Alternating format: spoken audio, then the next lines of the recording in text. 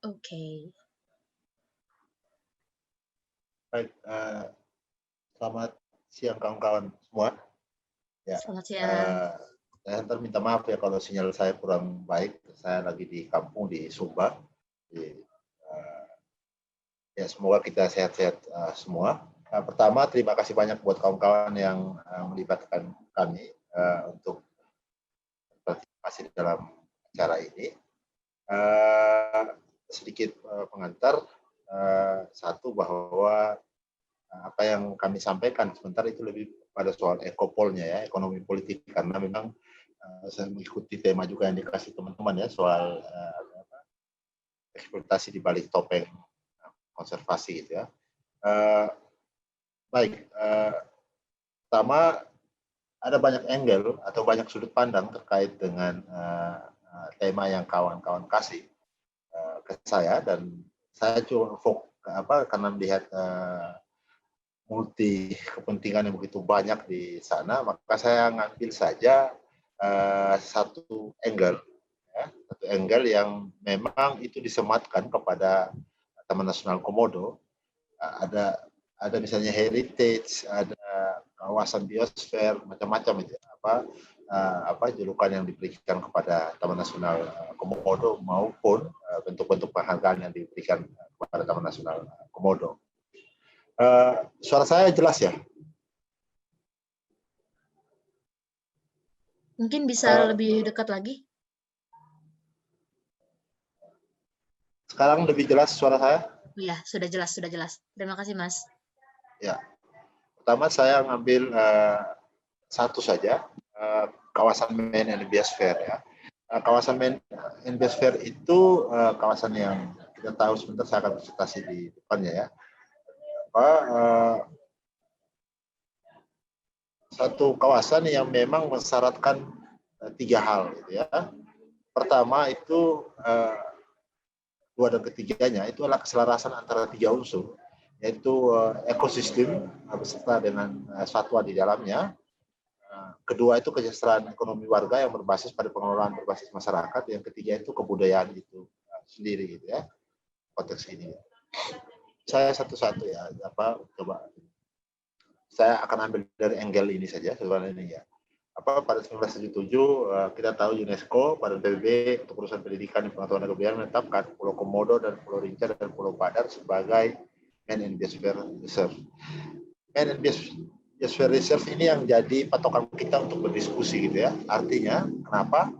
Karena di sini itu mensyaratkan itu saja tadi ya, mensyaratkan antara keselarasan antara pembangunan ekonomi berbasis masyarakat, kelestarian ekosistem beserta dengan komodonya, dan yang ketiga itu terkait dengan penghargaan terhadap kebudayaan atau sekaligus perlindungan terhadap kebudayaan itu sendiri. Saya mulai dari pertama untuk ekosistem komodo ya. Membahas pertamanya itu ekosistem komodo dalam konteks komodo itu sendiri. Kita tahu dalam konteks ekosistem komodo itu ada negara yang berkuasa full di situ, terutama pemerintah pusat, karena memang kawasan tersebut adalah kawasan taman nasional. Wajah negara di sana itu dalam bentuk KLHK gitu ya. Mereka kemudian berbagi kuasa di sana dalam konteks lahan ya, di Taman Nasional. Kawan-kawan, misalnya saya kasih contoh misalnya ada pengubahan ya, sonasi, zona inti dan zona rimba di Pulau Padar pada tahun 2012 yang diubah menjadi kawasan pemanfaatan wisata darat, atau zona inti dan zona rimbanya dikurangi jumlahnya, diganti dengan zona pemanfaatan, supaya ada legitimasi kalau ada usaha-usaha wisata di dalamnya. Ya. Jadi karena orang nggak bisa buat usaha wisata luas kalau sonasinya masih zona inti atau zona rimba, maka agar ada legitimasi untuk urusan-urusan pariwisata di sana, kemudian diubah itu menjadi zona pemanfaatan gitu ya. Kita tahu dalam konteks tata kuasa itu lihat landscape besarnya ya, jadi tidak melihat sendiri soal sarana prasarana yang viral kemarin, komodo itu menghadang truk, itu hanya cerita kecil dari landscape besar tentang tentang eksploitasi kawasan Taman Nasional Komodo gitu ya. Ini cerita besarnya sebenarnya. Itu ya, misalnya Badan Otorita Pariwisata dibentuk, penetapan Labuan Bajo sebagai destinasi super prioritas, kawasan strategis pariwisata, gitu ya. Dan kita tahu tidak hanya pengubahan zonasi, zona inti dan zona rimba, bahkan ada rencana untuk mengeluarkan ada 2 pulau kecil yang masuk kawasan Taman Nasional itu untuk masuk dalam kawasan ekonomi khusus ya di tanah Ori, ya, kawasan ekonomi khusus untuk pariwisata di sana. Gitu ya. Yang berikut, tidak hanya berbagi tata kuasa dengan pemerintah, dengan sesama di pemerintah, mereka juga berbagi tata kuasa dengan swasta. Ya. Sejarahnya ada, gitu ya. Sejarahnya mereka pernah berbagi kuasa gitu ya, untuk kepentingan konservasi dan pariwisata dengan PT Putri Naga Komodo, gitu ya. Join dengan PT Jayaksa ya dari 2003, sekitar 2004 dapat izinnya. Dan 2011 mereka pergi entah nggak ada pertanggungjawaban dan sampai hari ini tidak jelas. Yang berikut itu izin pengelolaan pariwisata alam. Ya. Kita tahu KLHK kemudian juga itu memberikan izin ya, ke 2 PT minimal sekarang. Ada beberapa PT yang sudah ini, tapi yang sudah dapat izinnya itu 2. PT Komodo Wild Ecotourism dan PT Segara Komodo Lestari gitu ya di Pulau Rinca maupun di Pulau Komodo dan di Pulau Padar. Kemarin yang ribut di media sosial atau yang viral di media sosial itu sarana prasarana yang basisnya itu APBN ya, yang pakai dana APBN itu ya, yang basisnya adalah dana APBN. Nah, ini nanti yang non APBN gitu ya, yang oleh swasta gitu ya, oleh swasta. Dan yang APBN yang kita lihat kemarin itu luasannya cuma 1 hektar. Dan mereka selalu bilang ini kan untuk kenyamanan pengunjung, ini kan untuk perlindungan terhadap komodo yang 1 hektar itu. Tapi jangan lupa bahwa di dalam lokasi yang 1 hektar itu adalah kawasan habitat asli komodo gitu ya. Jadi mereka bukan hanya perbaikan infrastruktur yang sudah ada, tapi juga melakukan perluasan atau melakukan pembongkaran bentang alam baru gitu ya. Di sana seluas 1 hektar ya. Kawan-kawan bisa lihat gambarnya di berbagai yang inisiasi oleh PT Han awal yang mendapatkan proyek di sana gitu ya di lokasi. Tapi kawan-kawan harus tahu bahwa di balik 1 hektar itu persis di samping sarana prasarana yang pakai dana APBN itu ada PT SKL Segara Komodo Lestari yang mendapat izin dari 2013 itu sekitar 22,10 hektar di Pulau Rinca untuk melakukan pembangunan pariwisata, membangun resort, membangun villa, membangun restoran dan sebagainya di kawasan asli Komodo, itu di habitat asli Komodo. Yang 1 hektar saja itu sudah bermasalah seperti kemarin gitu ya.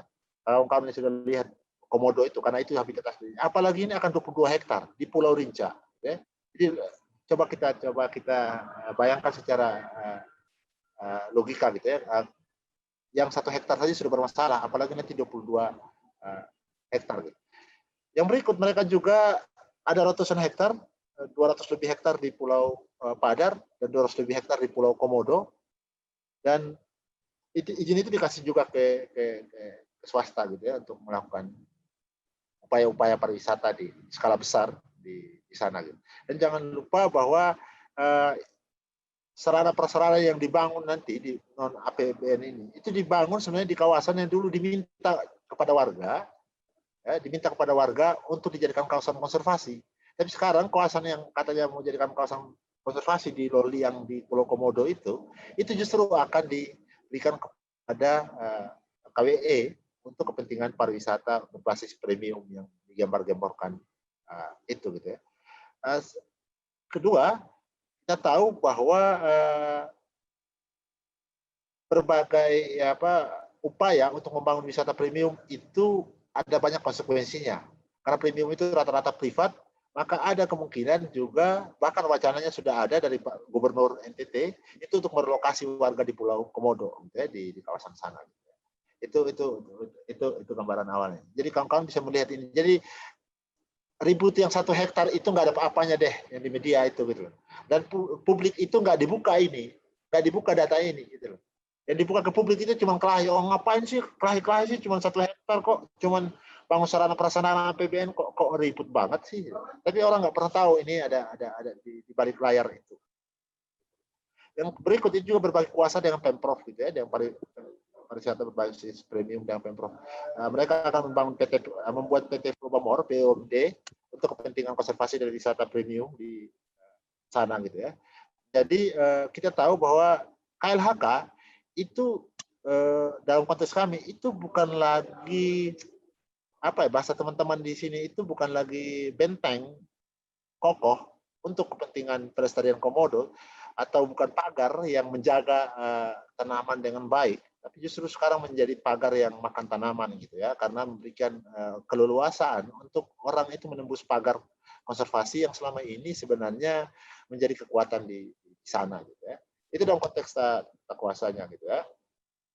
Ini tadi yang saya jelaskan itu ya, bagaimana mereka mengubah ya zona inti dan zona rimba menjadi zona pemanfaatan, dan itu menggunakan peraturan dirjen gitu ya. Dan kalau kita tahu kalau peraturannya basisnya dirjen ya, menteri dan sebagainya, siapapun menterinya, siapapun dirjennya, suka-suka dialah ubah gitu.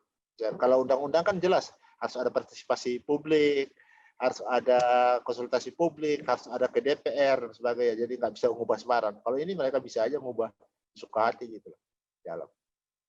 Yang berikut itu dampak lingkungan hidup ya. Saya bahas khusus yang 1 hektar kemarin ya, yang 1 hektar di lokasi itu ya. Satu, bahwa di lokasi yang 1 hektar itu ada 60 ekor komodo, ada 60 ekor komodo yang ada di sana, dan itu habitat asli mereka, dan mereka biasa berjemur di situ gitu ya. Dan ada satu bukit di kawasan tersebut yang merupakan tempat komodo berjemur sekaligus tempat komodo memata-matai mangsanya ya. Dan sekarang bukit itu sudah diratakan untuk kepentingan lalu lintas truk dan alat berat lainnya untuk membangun di sana. Kawan-kawan tahu bahwa kalau kita ke Komodo, saya terakhir ke Komodo itu 2018 akhir, sekitar Desember. Di sana itu kalau kita masuk Pulau Komodo atau masuk ke kawasan Taman Nasional, rangernya atau guidance-nya atau tour guide-nya di Komodo selalu bilang gini, tolong jangan berisik, tolong jangan ribut ya, karena komodo itu binatang yang penyendiri, binatang yang sangat sensitif, tidak menyukai kebisingan, dia mudah stres. Kalau dia stres, hanya 2 kemungkinan, dia sangat reaktif, menyerang, atau dia menjadi stres dan nafsu makannya akan menurun dan sebagainya gitu. Tapi faktanya kemudian justru masuk banyak alat berat, banyak truk masuk ke sana yang menimbulkan kebisingan luar biasa gitu. Padahal kita saja suara manusia aja dilarang untuk ribut-ribut gitu. Tapi sekarang malah faktanya itu yang terjadi gitu. Jadi pembangunan infrastruktur skala besar itu mengakibatkan perubahan bentang alam komodo yang berdampak negatif pada pola hidup komodo, binatang endemik lainnya, serta mata rantai komodo gitu ya, di kawasan. Tadi saya sudah jelaskan di bukit itu pun banyak ular-ular endemik di bukit tempat mereka meratakan itu. Yang berikut itu bahwa perubahan bentang alam ini itu juga akan mempengaruhi adaptasi baru bagi komodo itu sendiri, karena itu merupakan kawasan mereka berjemur. Yang kedua, kawan-kawan tahu bahwa semua argumen di publik itu kan argumen Jurassic gitu ya. Kawan-kawan sudah lihat juga gambarnya, oh kayaknya keren banget itu ya, komodo udah kayak di kebun binatang lah gitu ya. Udah komodonya dijejer-jejerin gitu ya, akan ada interaksi di situ dan manusianya di atas gitu ya. Jadi beda sama Taman Nasional. Padahal orang pingin melihat komodo itu di habitat aslinya. Orang nggak pingin lihat komodo seperti masuk ke kebun binatang gitu loh. Tapi kenapa dibuat seperti itu, dan cara membuatnya itu dengan merusak ekosistem komodo. Ingat ya, itu 1 hektar ya, yang menggunakan dana APBN. Kawan-kawan bisa bayangkan nanti yang ratusan hektar, yang hampir 500 hektar itu. Kawan-kawan bisa bayangkan bagaimana daya rusak pada ekosistem komodo, karena satu ekosistem itu nggak bisa pakai argumen zona inti, zona rimba, zona pemanfaatan. Satu ekosistem ya tetap satu ekosistem gitu, saling mempengaruhi satu dengan yang lainnya. Berikut juga Di sana ekosistem mangrove-nya juga terancam. Kita tahu bahwa di mangrove itulah sebenarnya tempat habitat anak komodo. Kita tahu komodo itu kan juga bisa memakan sesamanya gitu ya. Jadi anak-anak komodo yang baru lahir itu biasanya akan menyelamatkan diri dengan naik di atas pohon waktu mereka masih kecil gitu. Karena supaya mereka jangan dimangsa. Nah, kalau mangrove-nya dihancurkan dan sebagainya, tentu saja itu akan berdampak signifikan pada populasi komodo. Begitupun dengan binatang lain seperti ular, monyet, dan burung. Dan beberapa acuan yang saya bisa kasih di sini itu sebenarnya adalah di Undang-Undang Nomor 5 Tahun 1990 tentang konservasi sumber daya alam hayati dan ekosistemnya, di pasal 21 sebenarnya jelas ya, dilarang keras untuk merusak atau memusnahkan sarang satwa. Gitu. Karena kita tahu sama-sama sebenarnya itu sarang satwa di situ. Gitu. Itu dilakukan. Jadi mereka juga sendiri yang melanggar proses di sana. Yang berikut soal AMDAL ya, kita tahu pada bulan September pemerintah itu mengeluarkan izin izin lingkungan untuk pembangunan sarana prasarana itu, dan sebelumnya di bulan Juli mereka itu menyurati Kepala Dinas Lingkungan Hidup Provinsi untuk menyatakan bahwa kawasan tersebut tidak wajib AMDAL ya, karena mereka sudah punya peta tata ruang sendiri, sudah punya peta tata kelola kawasan sendiri, sudah punya peta pengelolaan satwa sendiri dan sebagainya. Jadi dikatakan dikecualikan dari AMDAL gitu. Dan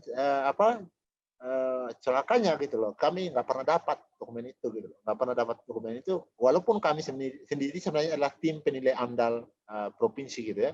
Jadi memang ada upaya yang itu disembunyikan.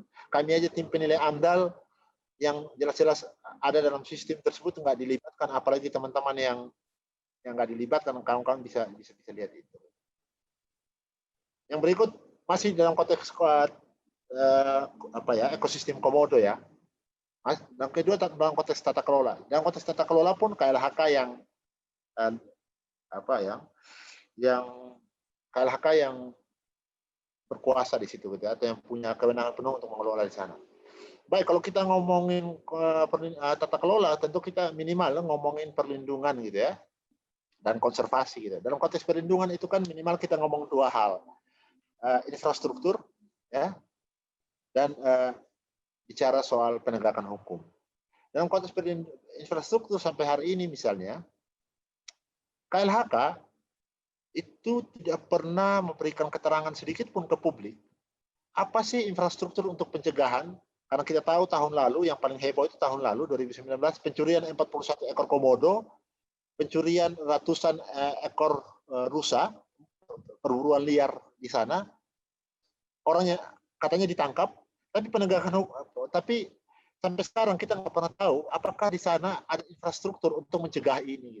Misalnya, apakah KLHK sudah memasangkah kamera pulau, misalnya CCTV pulau gitu ya, untuk mencegah atau untuk bisa memonitor orang-orang yang masuk ke sana dan untuk kepentingan-kepentingan yang itu nggak pernah muncul di publik gitu. Yang muncul di publik itu hanya urusan wisata dan sebagainya.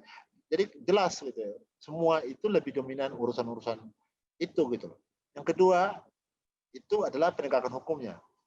Kita tahu juga bahwa penyelundupan dan perburuan liar komodo dan mata rantainya tahun lalu juga, sampai hari ini publik itu nggak pernah jelas, nggak pernah diberikan keterangan ke publik bahwa berapa sih hukuman orang yang ditangkap tuh, berapa sih penyelundupnya dihukum, berapa sih penadanya dihukum, nggak pernah jelas sampai sekarang. Coba aja search di Google, berapa sih hukuman untuk penyelundup komodo.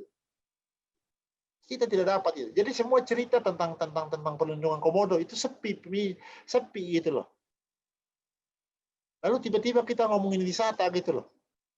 Nah, urusan perlindungan aja kita belum becus, so gimana kita ngomongin yang skala besar. Seharusnya semua urusan perlindungan ini disampaikan dulu ke publik gitu loh.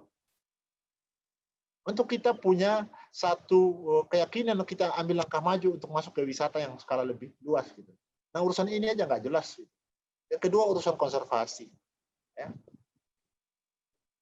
Kawan-kawan, kalau kawan-kawan bisa kasih saya satu kampus saja di Indonesia yang ngurus komodo, yang punya kurikulum komodo, kami akan berhenti advokasi komodo. Komodo itu binatang Indonesia loh, khas Indonesia loh, endemik Indonesia loh. Nggak ada. Maksudku begini, kita itu memang negara yang selalu ikuti perlintasan negara barat itu. Semua ilmu pengetahuan itu dari barat. Seharusnya komodo ini menjadi jagonya kita gitu. Oke, ahli buaya mungkin orang Amerika, ya. Ahli ini mungkin. Seharusnya ahli komodo itu orang Indonesia dong. Dan itu dididik di kampus itu. Kita nggak ada. Gitu. Semua yang kekayaan yang Tuhan kasih, yang khas Indonesia itu nggak ada kurikulumnya di Indonesia. Itu soal-soal serius kita gitu. Dan itu kritik juga saya buat kampus gitu loh. Karena kita nggak pernah menghargai yang Tuhan berikan kepada kita secara ilmiah gitu, secara sains itu. Yang kedua, ahli dan pakar. Ini bukan saya yang bilang ya, ini LIPI yang bilang. LIPI bilang bahwa di tahun 2011 LIPI yang bilang bahwa tidak ada satupun di Indonesia ahli komodo, ya, yang tahu seluk-beluk komodo memang belum ada di Indonesia katanya. Tahun 2020 ketika konflik soal ini viral, kemudian kita dengan sengaja men-setting pertanyaan dan KLHK menjawab, oh ada kok, ada 3-4 orang kok, ya, ada kok. Tapi sekarang pertanyaannya sederhana. Jurassic Park, siapa ahli yang memberikan keterangan ilmiah kepada publik bahwa Jurassic Park layak disematkan di Pulau Komodo? Atau tidak lebih dari branding eksploitasi semata atau branding kapital semata? Apa hubungan Komodo dengan Jurassic? Apakah Jurassic dengan Komodo adik kakak kah 1 juta tahun yang lalu? Sepupuan kah 1 juta tahun yang lalu? Kenapa ada urusan dinosaurus dengan Komodo? Apa urusannya Komodo dengan dinosaurus saya? Tolol-tolol banget juga kita gitu loh. Nggak ada satupun ahli yang menyampaikan ke publik apa hubungan Komodo dengan dinosaurus gitu. Iya kan? Itu yang saya, dan kita juga publik juga nggak kritis juga gitu loh, nerima-nerima aja dibilang Jurassic Park gitu loh. Kalau bilang Komodo Park masuk akal gitu loh. Kata Jurassic itu kan mengacu pada dinosaurus. Karena sekarang siapa ahli paleontologi, ahli paleontologi yang menjelaskan ke publik apa hubungan antara Jurassic dan Komodo? Kalau kita mau aja dibilang Jurassic Park, nggak ada gitu. Sekarang cek semua. Yang kedua, dalam konteks tata kelola di sini ya, di dalam konteks ilmu pengetahuan ya, sampai hari ini semua keterangan bahwa ya Komodo tetap dijaga, Komodo tetap dilindungi, Komodo itu yang bicara itu pejabat publik semua, pejabat administrasi, pejabat politik yang ngomong semua, gubernur, menteri Luhut, menteri pariwisata, semua yang ngomong itu pejabat-pejabat publik. Nggak ada ahli yang ngomong. Pernah nggak ada ahli yang ngomong bahwa Komodo akan tetap lestari kalau pariwisata premium ini tetap jalan? Nggak ada. Lalu bagaimana kita bisa mempercayai semua argumen itu gitu loh?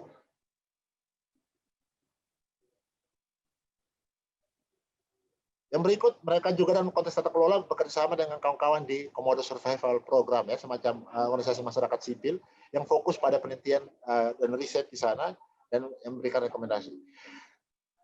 September 2020, kawan-kawan ini itu memberikan rekomendasi begini. Kalau perubahan iklim memburuk, maka Komodo akan terancam punah di 2050. Ya, kalau perubahan iklim memburuk, Komodo akan punah di 2050.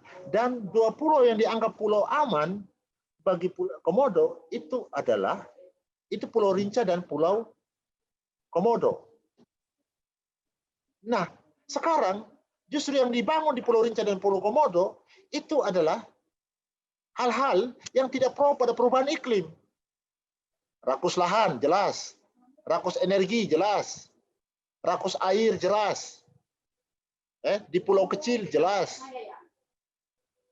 Jadi semua skema yang dibangun justru nggak pro pada upaya penurunan dampak perubahan iklim. Ini rekomendasi mereka loh. Lalu bagaimana kita mau mempercayai semua itu gitu? Artinya kan jelas gitu bahwa Apa kepentingan di balik itu? Yang berikut dalam konteks tata kelola juga bareng warga ya. Di warga ada juga warga setempat yang jadi ranger terlibat dalam kawasan Taman Nasional Komodo. Yang berikut juga ada kearifan lokal masyarakat di sana untuk ritual-ritual adat. Masyarakat Komodo membangun hubungan antara Komodo dengan manusia untuk kelestarian dan ketentraman bersama. Jadi nggak ada masalah selama ini, gitu. Nggak ada masalah, gitu. Baik, saya untuk ekosistem Komodo sampai di sini. Saya lanjut ke ini 5 kebijakan kontroversial yang tadi saya jelaskan semua itu. Ini kita masuk ke kedua, kesetaraan ekonomi. Prasyarat dari kawasan Main and Biosphere,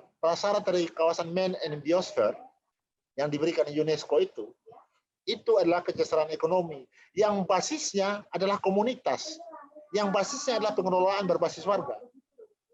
Nah, kalau ada investasi masuk di sana, berskala besar, padat modal, rakus lahan, itu sebenarnya melanggar etika biosfer. Arti ya, kawan-kawan. Jadi justru masuknya pariwisata premium, wisata berbasis resort, rakus lahan, macam-macam tadi yang saya sampaikan di depan, justru melanggar etika-etika dalam konteks biosfer. Karena dalam konteks biosfer, itu basisnya adalah pembangunan kesejahteraan ekonomi berbasis masyarakat. Yang kedua, argumen yang dibangun oleh pemerintah, misalnya pemerintah provinsi mengatakan begini. Ya, masyarakat kan setuju, banyak juga yang setuju walaupun ada yang menolak. Kan tidak mungkin juga masyarakat hanya jadi penjaga komodo. Masyarakat harus sejahtera. Masyarakat harus harus kaya raya. Pertanyaan pertamanya itu adalah kalau argumen bahwa masyarakat setempat harus sejahtera, karena tidak mungkin hanya jaga komodo, maka argumennya begini. Ngapain aja negara dalam wajah KLHK selama 40 tahun di sana? Sudah 1980 loh. KLHK itu, atau Taman Nasional Komodo itu sudah sejak 1980. Nah, artinya mau bilang begini, artinya selama 40 tahun, negara dalam wajah Taman Nasional itu tidak berhasil mewujudkan kesejahteraan warga, walaupun itu sebenarnya mandat biosfer itu sendiri, mandat dari cagar biosfer. Mereka nampar diri sendiri aja gitu loh. Oh, saya gagal dan kemudian saya pakai wisata premium nih. Saya gagal 40 tahun. Yang kedua, ini kata kesejahteraan seperti apa juga tidak jelas. Pertama begini, di sana itu masyarakat yang kami temukan dalam konteks kesejahteraan lumayan. Kalau nelayan itu rata-rata sehari itu kalau bisa melaut itu bisa sampai 1-2 juta dapat. Betul bahwa ada kebutuhan-kebutuhan kecil yang mendasar yang masih kurang, misalnya air, betul ya, kebutuhan-kebutuhan lain yang perlu ditingkatkan. Misalnya pendidikan misalnya. Yang lalu,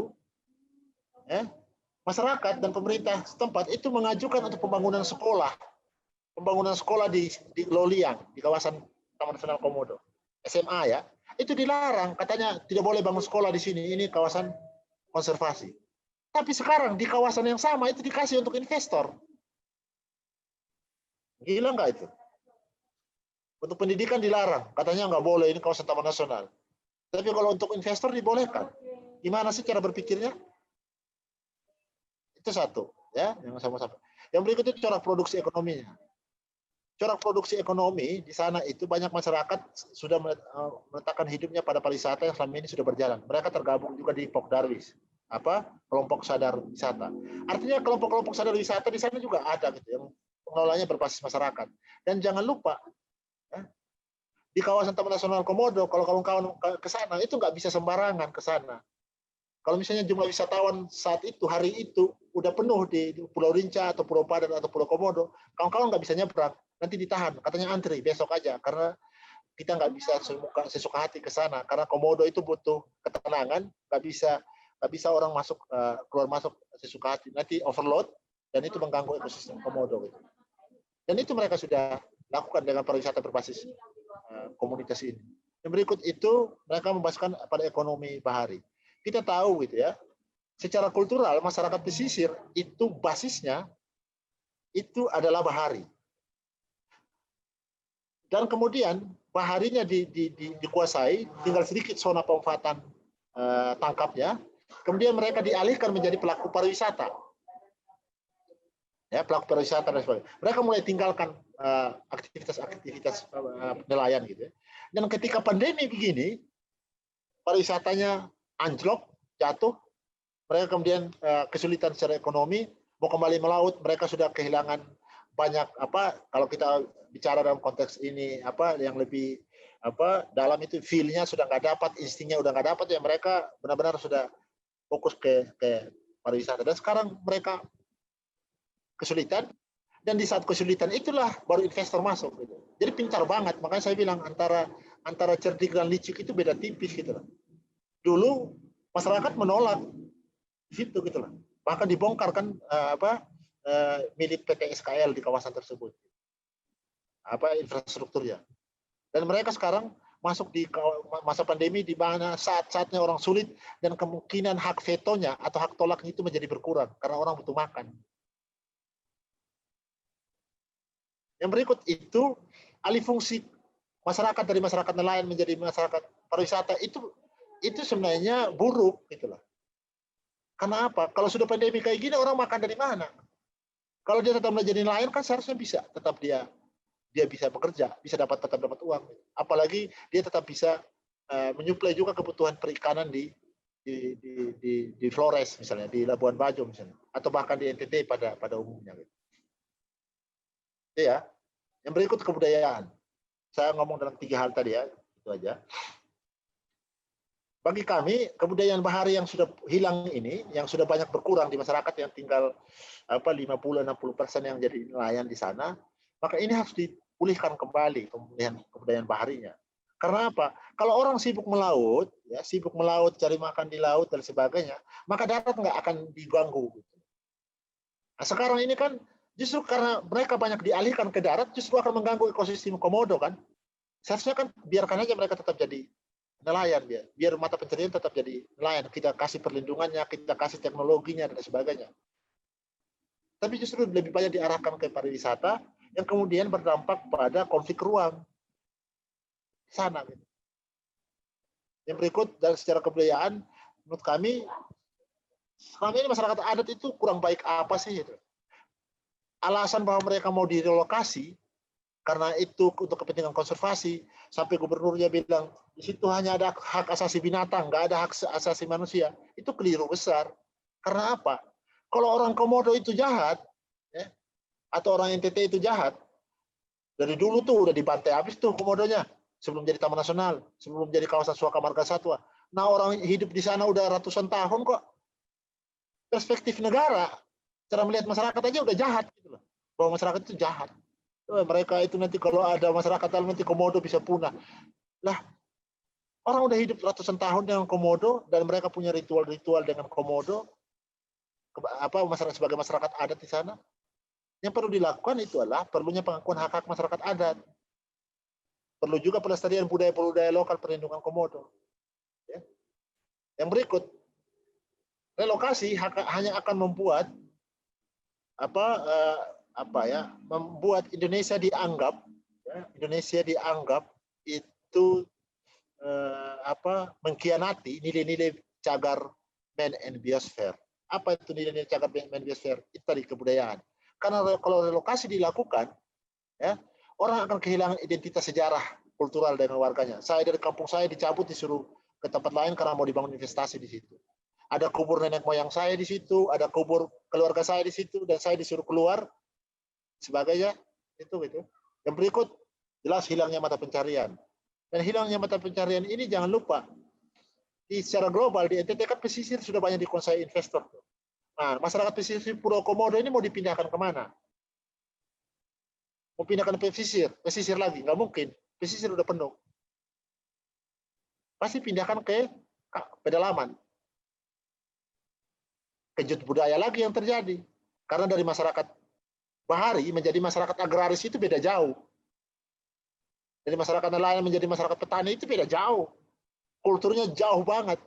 Karakternya jauh banget. Dan itu hanya akan berdampak buruk pada kehidupan sosial budaya di sini. Yang kesimpulan kami, bahwa pemerintah itu lebih serius untuk menggebu-gebu urusan pariwisata berbasis investor dan skala besar sekaligus premium dibandingkan melakukan upaya perlindungan konservasi kelas premium. Singkatnya, pariwisata kelas premium sedangkan perlindungan dan konservasinya kelas minimum. Sikap kami jelas menolak pembangunan infrastruktur skala besar di habitat asli Komodo yang rakus lahan, rakus bahan konstruksi, rakus air, rakus energi, rakus modal, dan meminta pemerintah mencabut izin perusahaan di kawasan Taman Nasional Komodo. Oke, baik, karena sudah keterlanjuran, oke kita bisa kompromi soal sarana prasarana yang 1 hektar itu, ya, yang sekarang yang lagi heboh itu. Oke kita bisa kompromi. Tapi publik, kawan-kawan, saya berharap jangan berkompromi untuk perusahaan-perusahaan di dalamnya. Karena itu ada ratusan hektar. Yang berikut itu, minta pemerintah untuk lebih dahulu mengedepankan kepentingan sains dalam konservasi dan perlindungan umum Komodo. Misalnya, buat deh kampus di NTT yang ngurus Komodo gitu loh. Saya kasih contoh begini. NTT itu punya sejarah kehilangan biodiversitas endemik. Misalnya cendana. Cendana di NTT itu punah. Baru mulai dibudidayakan lagi sekarang. Karena apa? Karena sainsnya nggak pernah diurus. Konservasinya nggak pernah diurus.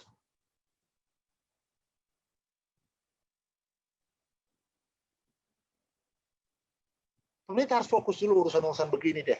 Supaya kita punya kepercayaan bahwa kita yakini kami yang bergerak di urusan-urusan perlindungan alam, perlindungan lingkungan hidup, itu percaya bahwa pemerintah serius untuk urusan ini gitu. Yang berikut itu lebih mengedepankan wisata kerakyatan gitu. Berbasis komunitas misalnya. Kenapa zona pemanfaatan itu tidak diberikan lebih banyak kepentingannya untuk rakyat, untuk komunitas? Kenapa harus investor?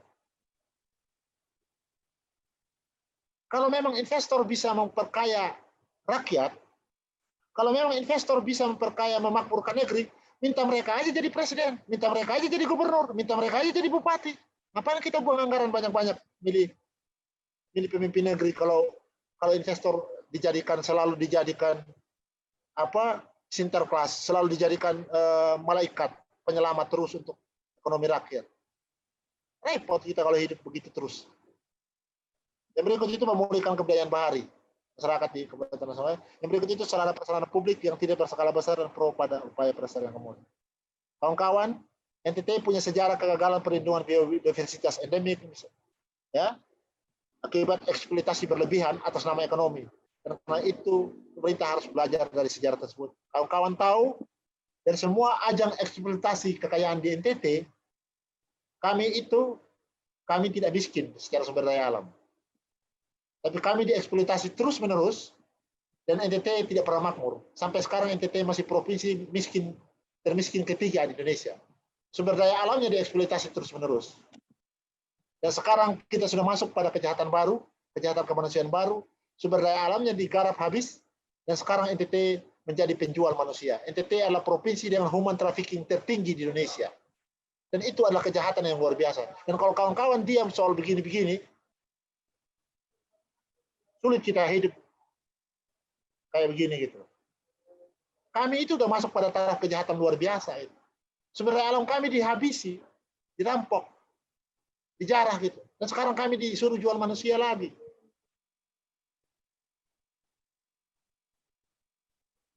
Apa sih ngelola negara kayak gini? Terima kasih. Selamat dan Sari. Minta maaf kalau ada salah-salah kata. Minta maaf kalau karena saya sangat emosi untuk ngomong ini. Terima kasih. Wah, terima kasih Mas Umulang. Greget banget ya pemaparannya. Ini benar-benar membangkitkan apa ya? Membangkitkan empati kita. Nah, oke, kita langsung aja yuk beranjak ke sesi tanya jawab. Untuk teman-teman yang penasaran mengenai polemik Jurassic Park ini bisa langsung drop question di chat box atau bisa raise hand. Silakan teman-teman yang mau bertanya bisa langsung ketik aja. Kita tunggu selama beberapa menit.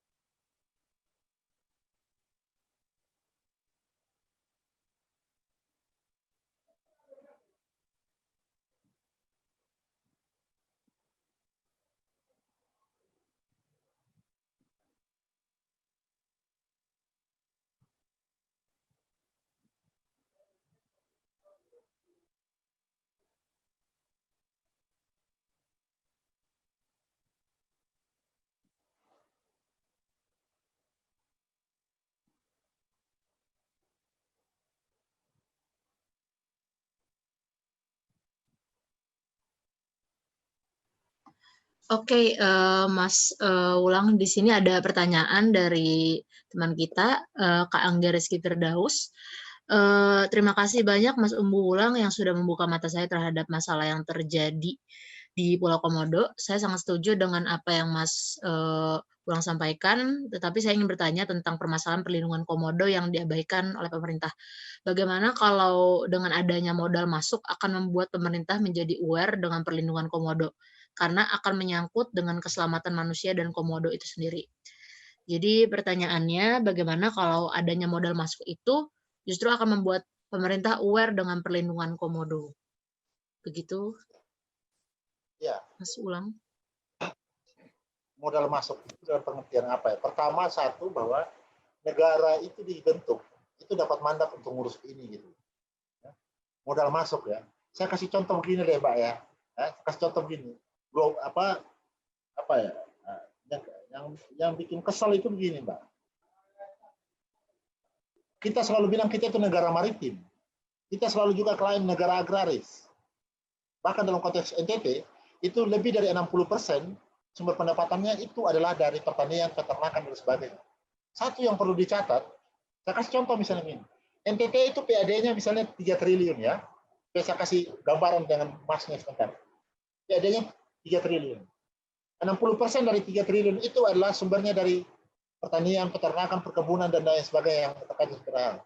Pertanyaannya adalah, pertanian itu ada di mana? Ada di bulan.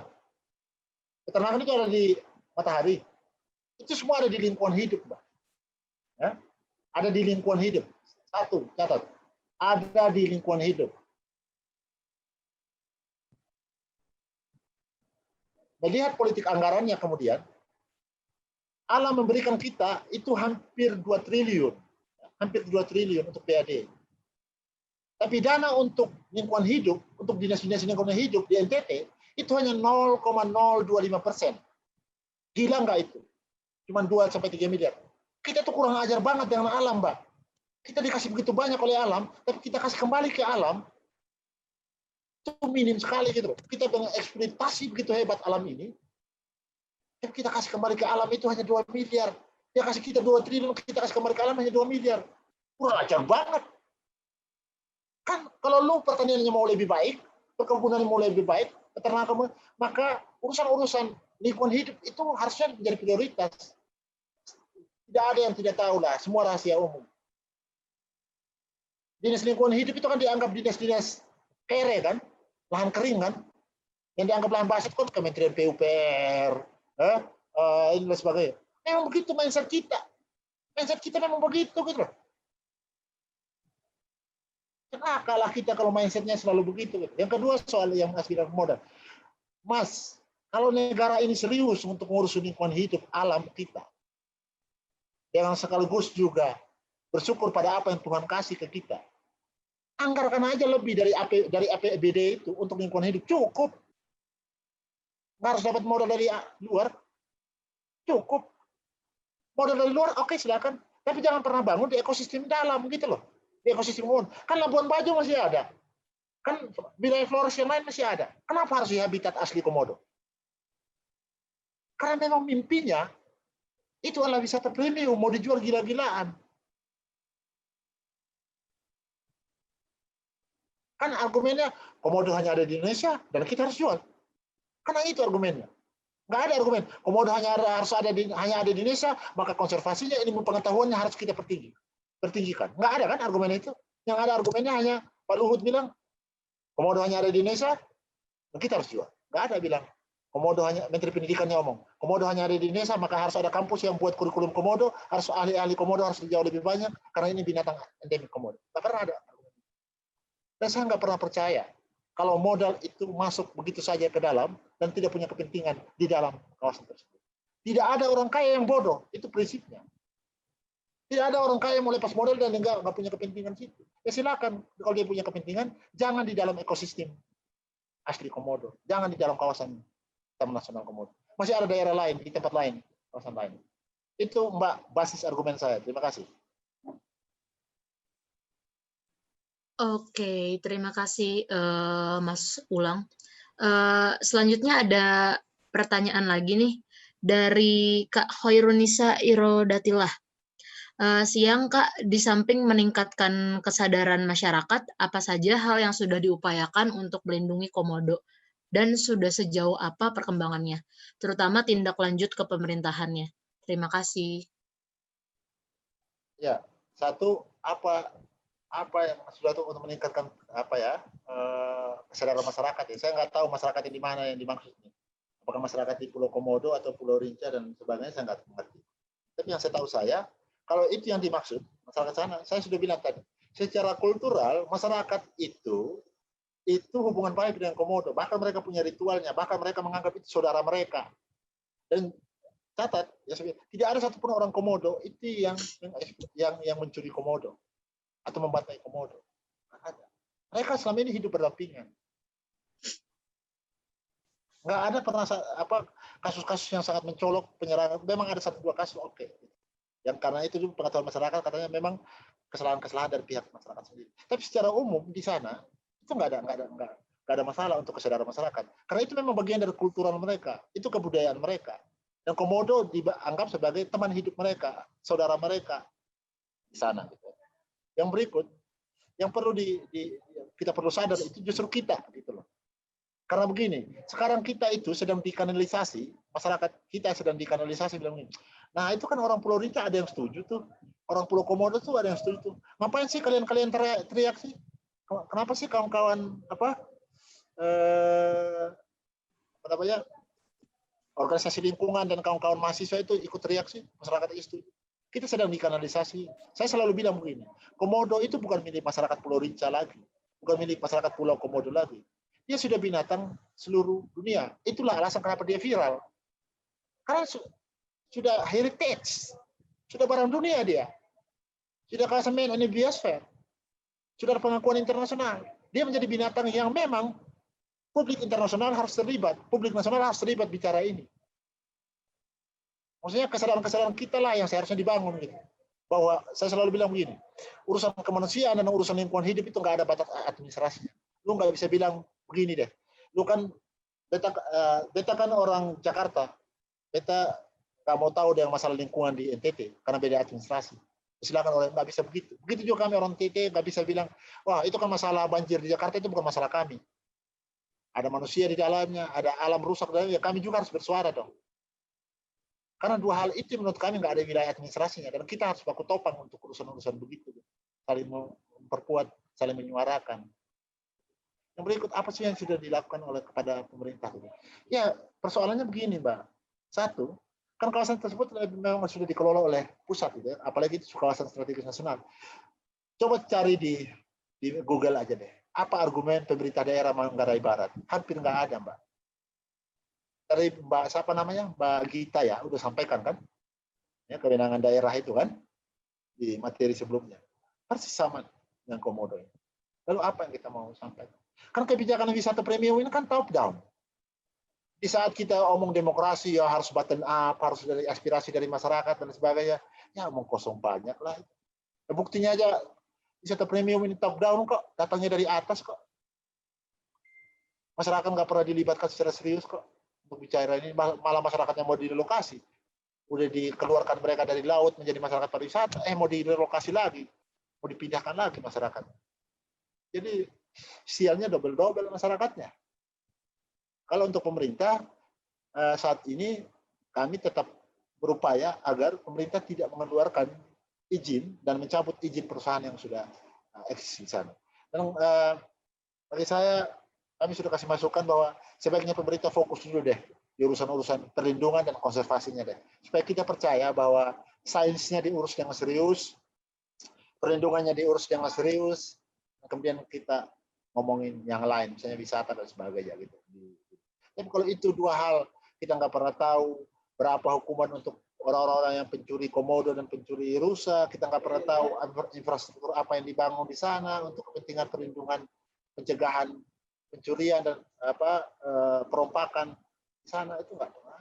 Susah kita mempercayai bahwa urusan wisata mereka juga akan serius dengan konservasi. Nah, masih urus konservasi secara murni aja masih bermasalah serius, mau masukkan lagi wisata di dalam. Itu Mbak, kasih.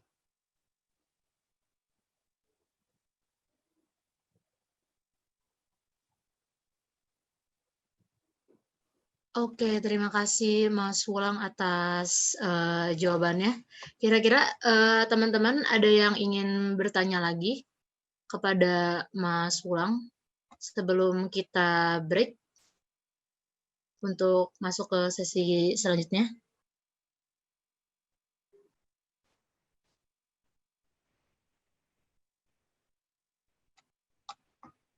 Jika ada bisa langsung tulis di kolom chat karena kita masih punya waktu beberapa menit lagi.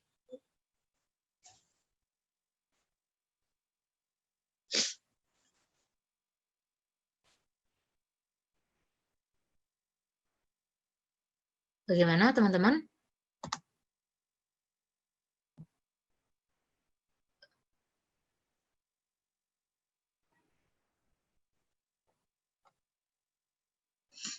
Jangan sampai teman-teman takut saya marah-marah ya. Ngomongnya Mas marah-marah ya. Wulang, aku ingin tanya dong Mas, mengenai komodo itu sendiri. Tentu kan pasti, eee apa sih, komodo ini pasti mengalami apa ya, semacam depresi ya dengan adanya perombakan habitat. Nah, kira-kira, dari proses, perombakan yang udah terjadi selama beberapa waktu terakhir, eee jumlah komodo ini masih masih tetap, statis atau sudah mulai berkurang ya, sejauh ini, Mas? Ya, kalau ikut data dari pemerintah tetap stabil ya. Sekarang kan angkanya sekitar 3.022 ekor ya total ya. Baik yang ada di zona inti, zona rimba maupun di zona pemanfaatan. Dan masalahnya kan bukan itu. Masalah seriusnya kan adalah ketika pariwisata masuk ke sana, maka komodo itu akan semakin menjadi binatang yang jinak. Insting insting liarnya hilang, insting berburunya hilang. Karena mereka akan lebih banyak mencium, kan dia kan penciumannya tajam. Mereka akan lebih mudah mencium aroma-aroma dari dapur dapur restoran di sana. Ya, sekarang aja komodo banyak banyak nongkrong tuh di dapur-dapur dekat-dekat dapur-dapur ranger tuh, ya kan? Kenapa mereka banyak nongkrong situ? Karena mereka cium bau daging kan di situ, cium aroma makanan. Nah, semakin banyak aktivitas-aktivitas wisata di dalam, itu satu, itu mengurangi insting komodo untuk berburu. Dan kalau insting komodo itu menghilang, berburunya hilang, maka mereka menjadi binatang yang ketergantungan. Lu harus kasih hewan terus ke dia, lu harus kasih makan terus ke dia. Dia nggak berburu lagi, insting berburunya hilang. Dan kemungkinan uh, itu terus kalau itu terus yang dilakukan, ya kita nggak mengenal lagi komodo dengan habitat aslinya, ya nggak beda lagi, itu kebun binatang sebagainya. Yang berikut tentu saja aktivitas-aktivitas eh, pariwisata yang begitu luar biasa nanti akan muncul kalau kita nggak bareng-bareng nolak ini. Itu saya bisa pastikan pasti komodo akan banyak berkurang. Ya, komodo tidak lebih dari komoditi untuk kepentingan pariwisata. Walaupun argumen mereka kan zona inti nggak pernah dimasukin. Iya, zona inti nggak pernah dimasukin di kawasan tersebut gitu, di Komodo. Tapi siapa yang bisa menjamin kalau urusan-urusan begini itu akan diurus oleh pemerintah? Kalau ternyata orang mau bangun sekolah dilarang, tapi bangun resort boleh. Siapa bisa menjamin masyarakat itu akan tetap tinggal di sana karena wisata premium itu syaratnya adalah privat. Masyarakat pasti akan direlokasi juga kan, dipindahkan. Itu soalnya. Jadi tidak hanya apa ya, Mbak Gita itu ngomong persis sebenarnya bahwa ada seperti kutukan sumber daya alam gitu di satu tempat yang kaya sumber daya alam, justru di situ kantong kemiskinan itu ada. Dan itu seharusnya PR kita untuk membuat di mana alamnya keren, rakyatnya juga harus keren. Jangan dong alamnya keren, rakyatnya kere, itu nggak boleh lah. Maka itu Mbak dalam konteks populasi komodo ya. Jadi menurut saya ini sih masih menurut KLHK masih stabil, walaupun ada beberapa kematian komodo. Misalnya di Pulau Padar ada 4 ekor yang mati entah karena urusan dengan manusia atau karena memang alam punya buatan. Itu, terima kasih. Oke, nah ini ada 2 pertanyaan lagi nih. Yang pertama dari Pak Suherman, menurut Kak Umbu, apakah ini bentuk dari ketidakmampuan pemerintah dalam memelihara Taman Nasional Komodo tersebut hingga, diberikan izin kepada investor asing untuk pariwisata premium di kawasan Pulau Komodo? Oke, baik. Kalau apakah itu bentuk kegagalan? Pertama saya bilang ya, dalam konteks perlindungan komodo, ya terlepas komodo masih ada sampai sekarang, tapi dalam konteks tanggung jawab negara untuk memastikan komodo itu masih gagal. Saya bilang tadi ya, perlindungan, misalnya saya bilang pencurian mata rantai komodo seperti rusa tuh masih terus terjadi. Ya, pencurian 41 ekor komodo kemarin. Ya. Yang berikut dalam konteks kesejahteraan rakyat, ya, dalam konteks kesejahteraan rakyat juga gagal. Karena apa? Karena argumen yang dibangun pemerintah adalah wisata premium dibangun karena masyarakat harus sejahtera. Pertanyaannya adalah, ini kan bukan daerah yang ada di ujung-ujung atau di pelosok-pelosok yang nggak bisa dijangkau. Ini kan ada negara di situ selama 40 tahun dalam wajah Taman Nasional. Artinya Taman Nasional Komodo gagal untuk menjalankan mandat cagar biosfer, di mana keselarasan antara alam, kesejahteraan rakyat, dan kebudayaan yang lestari itu harus berjalan beriringan. Artinya pemerintah gagal untuk mengurus kesejahteraan rakyat di sana. Kalau alasan itu yang dipakai untuk membangun wisata premium di dalam. Yang ketiga, dalam konteks kebudayaan juga pemerintah gagal. Karena ketika mereka mengatakan masyarakat akan direlokasi dan sebagainya, itu sekaligus juga mengatakan bahwa pemerintah mencabut mereka dari akar sejarahnya, mencabut mereka dari identitas kulturalnya, dan masukkan mereka ke tempat-tempat lain yang sebenarnya tidak berurusan dengan kebudayaan-kebudayaan mereka. Jadi kalau dianggap pemerintah gagal, saya benar itu wujud pemerintah gagal dalam konteks itu. Kenapa kemudian memasukkan urusan-urusan begitu di kawasan Taman Nasional Komodo? Itu, Mbak. Oke, terima kasih Mas Ulang atas pertanyaannya. Selanjutnya ada pertanyaan dari Kak Kodar Lumika. Izin tanya Kak, apabila proyek dari pemerintah ataupun swasta untuk membangun pariwisata di Pulau Komodo, apakah ada persetujuan dengan masyarakat di sekitarnya? Seperti itu. Ya, Mas baik. Ulang silakan. 2018 masyarakat dan kawan-kawan organisasi sipil di sana, kawan-kawan kita di sana, itu membongkar infrastruktur milik PT SKL. Ya. Artinya masyarakat menolak.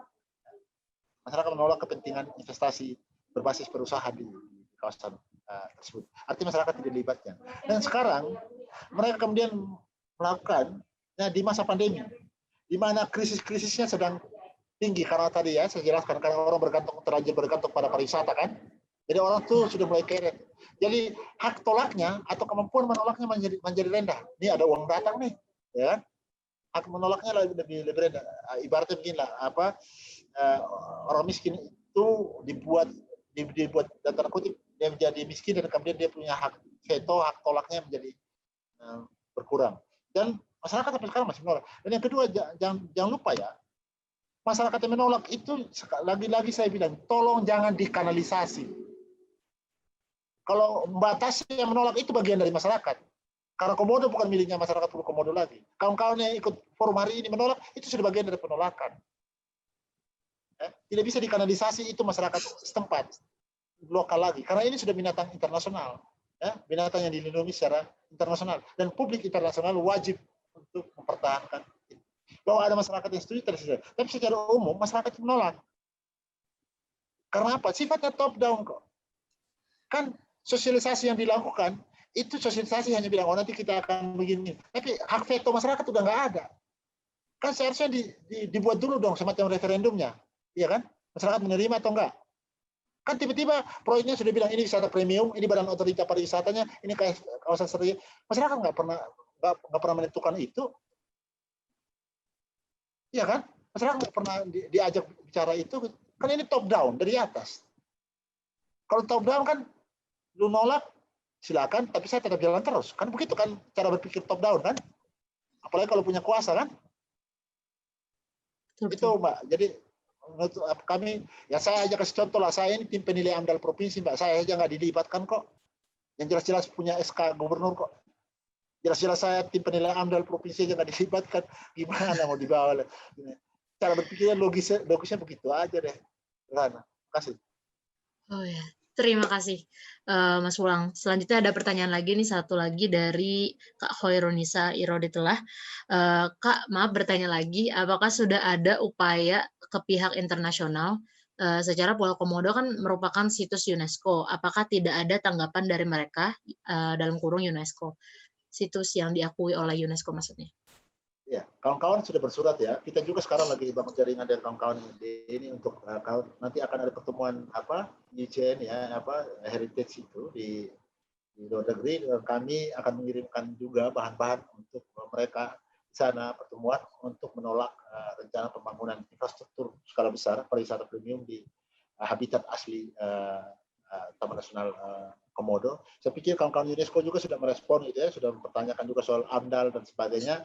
Kawan-kawan di lapangan juga sudah menyurati. Masyarakat bakal minta kalau memang UNESCO nggak mau ngurus, cabut aja deh status Taman Nasional Komodo dari cagar Man and Biosphere. Bahkan masyarakat kan menyurati begitu juga kan. Kawan-kawan di Manggarai juga sudah menyurati UNESCO. Kalau memang tidak mau kalau modelnya adalah wisata premium, bukan wisata berbasis masyarakat, sebagaimana mandat Man and Biosphere itu, ya ngapain lagi namanya Man and Biosphere kalau yang masuk ke dalam adalah investor-investor besar. Kalau yang masuk ke sana ada perusahaan-perusahaan besar. Kan tadi saya kasih tahu kan syarat dari cagar biosfer itu kan basisnya adalah masyarakat. Bukan basisnya adalah investor. Kan jelas cara berpikirnya. Saya pikir itu Mbak, kawan-kawan sudah bersurat, kita juga sudah bangun komunikasi dengan kawan-kawan di internasional dan sebentar lagi mungkin di level internasional juga akan menyampaikan petisinya dari penolakan ini. Dan ingat sekali lagi jangan mau dikanalisasi, ya, jangan mau dikanalisasi bahwa aku ini om Jogja ya, Raiso ngomongin Komodo ya nggak bisa gitulah, tetap harus. Terima kasih. Oke, terima kasih Mas Ulang. Sepertinya waktu sudah menunjukkan bahwa kita harus segera berhijrah nih ke sesi selanjutnya. Sayang banget ya, padahal ini diskusinya udah berjalan dengan sangat seru. Nah, karena sesi Q&A ini sudah berakhir, maka aku ingin mengucapkan terima kasih banyak kepada Mas Umbulang Paranggi atas pemaparan materi serta sesi tanya jawab yang luar biasa keren nih ya. Terima kasih ya Mas Ulang. Nah, oke teman-teman, karena waktu sudah menunjukkan waktu petang, maka selanjutnya kita akan melakukan sesi break sebentar selama 30 menit. Setelah itu teman-teman bisa join lagi karena kita masih ada satu sesi yang menarik banget nih, yaitu tentang climate change.